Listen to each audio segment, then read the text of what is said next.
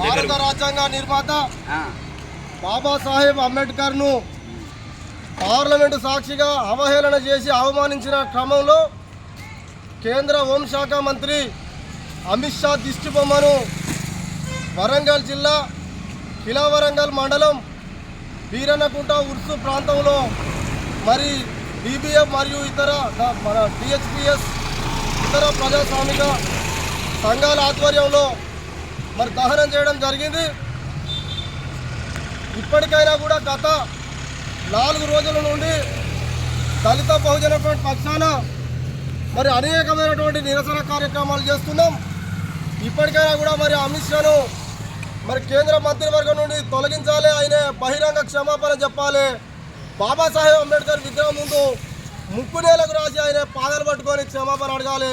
లేని పక్షంలో దళిత బహుజన ఫ్రంట్ మరియు ఇతర సామాజిక ప్రజా సంఘాలు మరి అమిత్ షాను కానీ కేంద్ర ప్రభుత్వ పెద్దలను ప్రధాని నరేంద్ర మోడీని వదిలిపెట్టబోమని మరి హెచ్చరిస్తున్నాం.